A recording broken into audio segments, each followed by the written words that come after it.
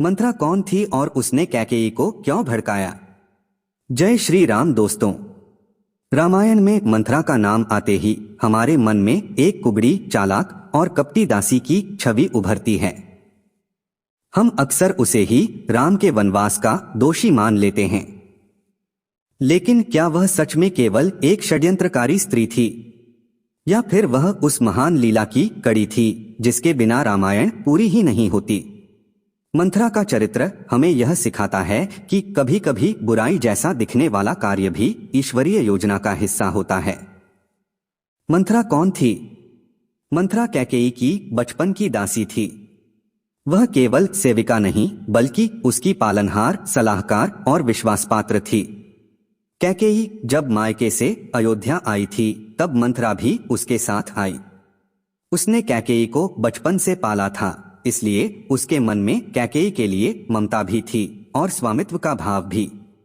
लेकिन इसी ममता में धीरे धीरे अहंकार, असुरक्षा और स्वार्थ घुल गया था। जब राजा दशरथ ने राम के राज्याभिषेक का निर्णय लिया, पूरी अयोध्या उत्सव में डूब गई। हर ओर खुशियां थीं, महल सजे थे, लोग नाच रहे थे, दीप जल रहे थे।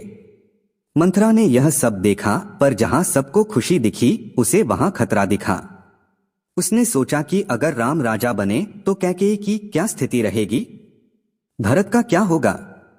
यहीं से उसके मन में भय जन्मा। मंथरा के विचार कुछ इस प्रकार थे, राम राजा बनेंगे तो कौशल्या महारानी बनेगी और कैकेयी का महत्व कम हो जाएगा। भरत केवल राजकुमार बनकर रह जाएगा, भविष्य में राम की संतान ही राज करेगी। उसका डर यह था कि कैकेयी और भरत उपेक्षित हो जाएंगे। यह डर वास्तविक था या मन का भ्रम, यही कहानी का मोड़ है। मंथरा के भीतर दो भाव थे। पहला, कैकेयी के प्रति ममता, वह सच में चाहती थी कि कैकेयी सर्वोच्च स्थान पर रहे। और दूसरा भाव था कि अगर कैकेयी का प्रभाव कम होगा तो मंथरा की स्थिति भी गिर जाएगी, वह सत्ता के पास रहना चाहती थी। इस तरह ममता और स्वार्थ मिलकर भय में बदल गए। कैकेयी उस समय बहुत खुश थी। वह राम से अत्यंत प्रेम करती थी।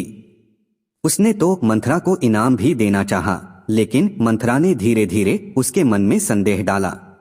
वह बोली, महारानी आप खुश हो रही हैं? यह आपकी सबसे बड़ी भूल है। कैकेयी चौंकी, क्यों?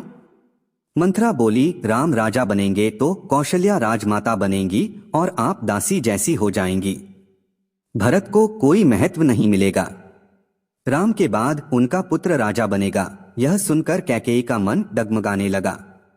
कैकेयी पहले से बुरी नहीं थी। वह राम से प्रेम करती थी, लेकिन मंथरा ने उसके मन में संदेह का बीज बो दिया। संदेह ऐसा विष है जो अच्छे से अच्छे इंसान को भी बदल देता है। मंथरा बार बार यही कहती रही, आज नहीं जागी तो कल पछताओगी। धीरे धीरे कैकेयी का प्रेम असुरक्षा में बदल गया। मंथरा को याद था कि दशरथ ने एक बार युद्ध में कैकेयी की जान बचाने पर उसे 2 वरदान दिए थे और उसने कैकेयी को उकसाया। पहला, भरत को राजा बनाने का वर मांगो। दूसरा, राम को 14 वर्ष वनवास भेजने का वर मांगो। क्यों 14 वर्ष? क्योंकि इतने लंबे समय में राम की लोकप्रियता कम हो जाएगी और भरत का राज्य मजबूत हो जाएगा, ऐसा मंथरा ने सोचा। क्या यह केवल मंत्र की चाल थी? रामायण को केवल मानव कथा माने तो हाँ, यह मंथरा की साजिश थी, लेकिन अगर इसे ईश्वरीय लीला माने तो बात अलग है। राम का जन्म ही रावण वध के लिए हुआ था। अगर राम अयोध्या में राजा बन जाते तो वन नहीं जाते और ऋषियों की रक्षा नहीं करते, सीता हरण नहीं होता, रावण वध नहीं होता, अर्थात धर्म की स्थापना अधूरी रह जाती। इसलिए कुछ विद्वान मानते हैं कि देवताओं ने ही मंथरा की बुद्धि फेर दी ताकि राम बन जाए। मंथरा ने जो किया वह बुरा था। उसने एक परिवार तोड़ दिया, दशरथ की मृत्यु का कारण बनी। राम, सीता और लक्ष्मण को कष्ट झेलना पड़ा। लेकिन सोचिए, अगर वह ऐसा न करती तो क्या राम मर्यादा पुरुषोत्तम कहलाते? क्या हमें त्याग, धर्म और आदर्श की वह शिक्षा मिलती? इस दृष्टि से मंथरा लीला की अनजानी साधन बन गई। यह कहानी केवल पुरानी नहीं, आज भी सच है। मंथरा क्या थी? नकारात्मक सोच, डर, तुलना, असुरक्षा। जब कोई हमारे कान भरता है, देखो वह तुमसे आगे निकल जाएगा, तुम्हारा हक छिन जाएगा, तो हमारे भीतर की मंत्रा जाग जाती है। कैकेयी की गलती यह नहीं थी कि उसने वरदान मांगे, उसकी सबसे बड़ी गलती थी उसने अपने प्रेम से ज्यादा महत्व अपने डर को दिया। अगर वह राम से एक बार बात कर लेती तो शायद कहानी बदल जाती। रामायण में आगे मंथरा का कोई गौरवपूर्ण स्थान नहीं है। जब भरत को सच्चाई पता चली तो वह मंथरा से क्रोधित हुए। कहा जाता है कि बाद में मंथरा पश्चाताप में जलती रही।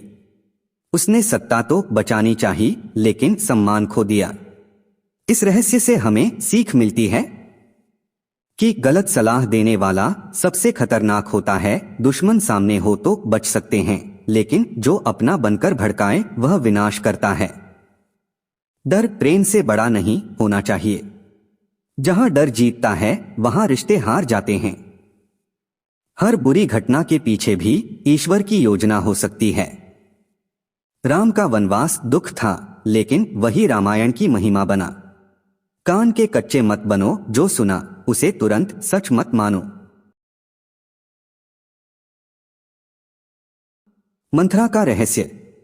मंथरा ने कैकेयी को इसलिए भड़काया क्योंकि उसे भविष्य का डर था। वह कैकेयी का प्रभाव बचाना चाहती थी, भरत के लिए सत्ता चाहती थी, उसके मन में स्वार्थ और असुरक्षा थी, और संभवतः यह सब ईश्वरीय योजना का हिस्सा भी था। वह केवल एक दासी नहीं थी, वह मानव मन की कमजोरी का प्रतीक थी।